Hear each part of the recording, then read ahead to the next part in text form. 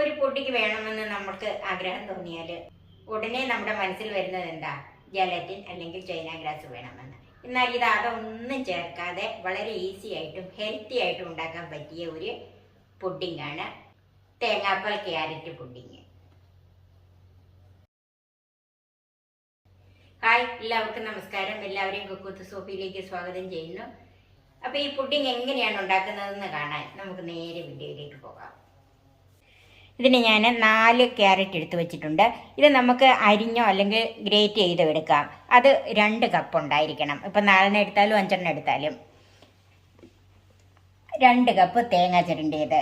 ഈ ക്യാരറ്റും തേങ്ങ ചിരണ്ടിയത് ഒരുപോലെ വേണം. അപ്പോൾ 1.5 കപ്പാണ് നമ്മൾ ക്യാരറ്റ് എടുക്കുന്നതെങ്കിൽ 1.5 കപ്പ് തേങ്ങ എടുക്കുക. ഇത് ഒരു 6 ടേബിൾ സ്പൂൺ കോൺഫ്ലവർ. ഞാൻ മധുരത്തിന് പഞ്ചസാരയും മിൽക്ക് മെയ്ഡും കൂടെയാണ് ചേർക്കുന്നത്. ഇനി അങ്ങനെ താല്പര്യം ഇല്ലെങ്കിൽ ഏതെങ്കിലും ഒന്ന് തന്നെ ചേർക്കാം. ഓരോരുത്തർക്കും വേണ്ടിയത് പല വിധത്തിലുള്ള മധുരമായിരിക്കുമല്ലോ. ചിലർക്ക് പുഡിങ്ങിന് നല്ല മധുരം വേണം, ചിലർക്ക് കുറച്ച് മതിയല്ലോ. അപ്പോൾ അത് ചേർക്കുമ്പോൾ അതിൻ്റെ അളവ് കൃത്യമായിട്ട് പറയാം. ഒരു 3/4 ടീസ്പൂൺ വാനില എസൻസ്. ഇനി അതിന് പകരം ഏലക്കാപ്പൊടി മതിയെങ്കിൽ അതും ചേർക്കാം. അതും ഒരു 3/4 ടീസ്പൂണോളം ചേർക്കാം. പിന്നെ വെള്ളം. ക്യാരറ്റ് 2 കപ്പ് ഞാൻ ഗ്രേറ്റ് ചെയ്തെടുത്തിട്ടുണ്ട്. ഞാനിത് ഗ്രേറ്റ് ചെയ്താണ് എടുത്തിരിക്കുന്നത്. 2 കപ്പ് കൃത്യം അളന്നെടുത്തതാണ്. എനിക്ക് ഒരു 3 ക്യാരറ്റ് എടുത്താൽ മതിയായിരുന്നു. ഒരു ക്യാരറ്റ് കൂടുതലായിരുന്നു. തൊലി കളഞ്ഞ് നന്നായിട്ട് കഴുകി എടുത്തിട്ട് വേണം ഗ്രേറ്റ് ചെയ്തെടുക്കാൻ, അല്ലെങ്കിൽ ചെറുതായിട്ട് അരിഞ്ഞെടുക്കാം. ഇനി നമുക്ക് ഇത് രണ്ടും കൂടി ഒന്ന് അരച്ചെടുക്കണം. അതിന് ഒന്നിച്ചിടാൻ പറ്റിയാലേ കുറേശ്ശെ ഇട്ട് രണ്ടും കൂടെ കൂട്ടിയിട്ട് അരച്ചെടുക്കാം. അപ്പം ഞാൻ കുറച്ച് ക്യാരറ്റ് ചേർത്ത് കുറച്ച് തേങ്ങായും കൂടെ ചേർക്കുവാണ്.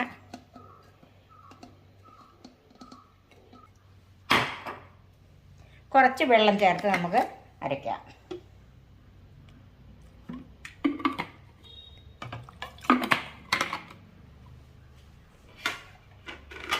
ഇതൊന്ന് നമുക്ക് ആദ്യം അരച്ചുകൊണ്ട് വരാം.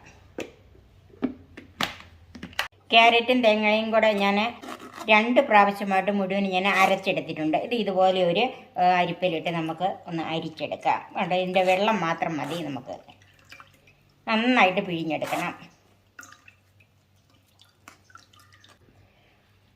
സ്പൂൺ കൊണ്ട് ഞെക്കി പിഴിഞ്ഞതിനേക്കാളും നല്ലത് നമ്മൾ കൈ കൊണ്ട് തന്നെ ഇതുപോലെ പിഴിഞ്ഞെടുക്കുന്നതാണ്.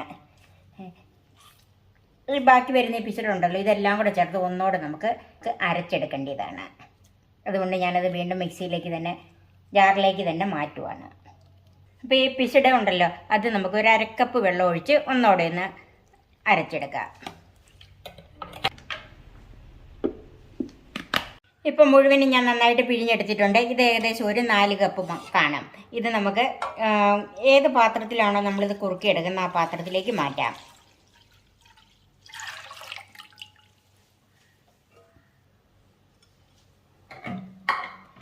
കോൺഫ്ലവർ ഒരു 1/2 കപ്പ് വെള്ളം ഒഴിച്ച് ഒന്ന് കലക്കി വെക്കണം.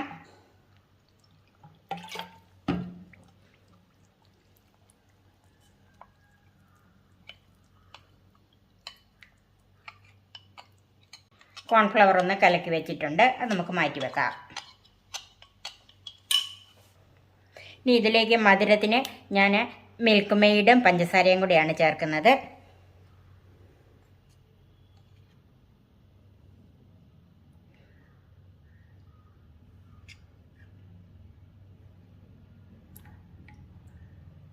മിൽക്ക് മെയ്ഡ് തന്നെ മതിയെങ്കിൽ അങ്ങനെ ചേർക്കാം. പിന്നെ അതും വല്ല പഞ്ചസാരയാണെങ്കിൽ അങ്ങനെ.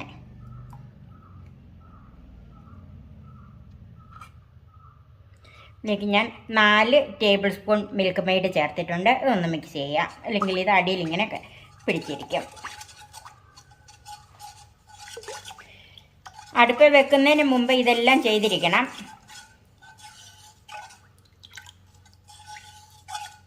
ഇനി അതിലേക്ക് പഞ്ചസാര ചേർക്കാം.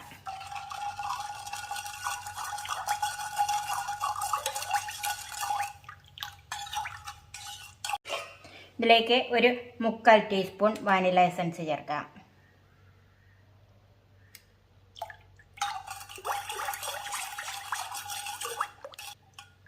ഇപ്പം എല്ലാം കൂടെ നന്നായിട്ട് മിക്സ് ചെയ്ത് വെച്ചിട്ടുണ്ട്. ഇനി നമുക്കിത് അടുപ്പ് വെക്കാം. തീ ഓണാക്കാം. തീ ഓണാക്കുമ്പോൾ മുതലേ ഇളക്കിക്കൊണ്ടിരിക്കണം. കൈ വിടാതെ തന്നെ ഇളക്കണം. ആദ്യം ഒരു മീഡിയം ഫ്ലെയിമിൽ വെക്കുക. ഇത് ഇളക്കി കുറഞ്ഞു പോയെന്നാലും ഉണ്ടല്ലോ ഇത് പിരിഞ്ഞു പോകാനുള്ള സാധ്യതയുണ്ട്. ഇതിൻ്റെ മധുരം നോക്കുക, കുറവുണ്ടെങ്കിൽ ഇപ്പം തന്നെ ഇട്ട് കൊടുക്കണം. ഞാനിപ്പം നോക്കിയിട്ട് മധുരം ആവശ്യത്തിനുണ്ട്. എനിക്കിവിടെ ഒത്തിരി മധുരം വേണ്ട.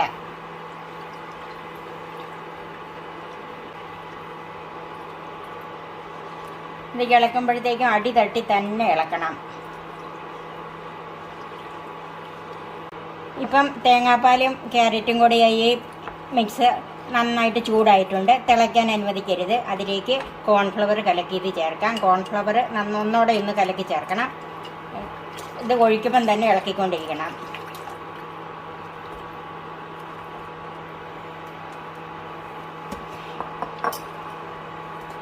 ഇതിനി ലോ ഫ്ലെയിമിലേക്ക് മാറ്റണം. പതുക്കെ ഇത് കുറുക്കി വരാവുള്ളൂ. കോൺഫ്ലവർ ഒന്ന് വെന്ത് വരണം. ഇങ്ങനെ മിക്സ് ചെയ്തുകൊണ്ടിരിക്കുമ്പം തന്നെ നമുക്കറിയാം കട്ടിയായിട്ട് വരും. അതുകൊണ്ട് ലോ ഫ്ലെയിമിൽ തന്നെ കിടന്ന് കോൺഫ്ലവറൊക്കെ ഒന്ന് വെന്ത് വരണം. ഇപ്പം തന്നെ കണ്ടല്ലോ കട്ടിയായി വരുന്നുണ്ട്. അടി തട്ടി തന്നെ ഇളക്കണം. എല്ലാ വശത്തും ഇങ്ങനെ ഇതുപോലെ ഇളക്കി വരണം, അല്ലെങ്കിൽ അവിടെ കരിഞ്ഞ് പിടിക്കും. പരിചയ കുറവുള്ളവരാണെങ്കിൽ നോൺ സ്റ്റിക്കിൽ തന്നെ ചെയ്യുക. എന്നാലും മിക്സ് ചെയ്തുകൊണ്ടിരിക്കണം. ഇപ്പോൾ ഈ പുഡിങ് ആവശ്യത്തിന് ഇതേ കുറുകി വന്നിട്ടുണ്ട്. ഞാൻ തീ ഓഫ് ചെയ്യുവാണ്. ഇതിൻ്റെ പാകം എന്ന് പറയുന്നത് നമ്മളൊരു സ്പൂൺ കൊണ്ട് കോരിയത് ഇങ്ങനെ ഇരിക്കണം. ഉണ്ടോ ഇതിൻ്റെ പുറകു വശം? ഇതാണ് ഇതിൻ്റെ പാകം. ഈ ചൂടോട് കൂടി തന്നെ നമ്മൾ സെറ്റ് ചെയ്യാനുള്ള പാത്രത്തിൽ ഒഴിച്ചു വെക്കണം. ഇതിപ്പം ചില്ലുപാത്രമായതുകൊണ്ട് ഞാൻ ഇതിൻ്റെ അകത്ത് ഗ്രീസ് ചെയ്ത് കൊടുക്കുന്നില്ല. അതേസമയം സ്റ്റീൽ പാത്രമോ അലുമിനിയം പാത്രമോ ആണെങ്കിൽ നെയ്യ് അല്പം ഒന്ന് ഗ്രീസ് ചെയ്ത് കൊടുക്കണം. അതിലേക്ക് ചൂടോട് കൂടി തന്നെ ഒഴിക്കാം.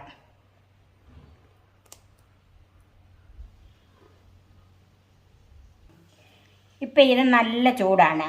ഈ പാത്രത്തിൽ തന്നെ ഇരുന്ന് 2-3 മണിക്കൂറിന് ചൂടാറണം. എന്നിട്ട് നമുക്ക് തണുപ്പിച്ച് ഉപയോഗിക്കണമെങ്കിൽ വീണ്ടും 2 മണിക്കൂർ ഫ്രിഡ്ജിൽ വെക്കണം. ഇത് നന്നായിട്ട് ചൂടാറിക്കഴിഞ്ഞ് 2 മണിക്കൂർ ഞാൻ ഫ്രിഡ്ജിൽ വെച്ച് തണുപ്പിച്ചെടുത്തതാണ്. ഇനി നമുക്കിതൊന്ന് മുറിച്ചെടുക്കാം.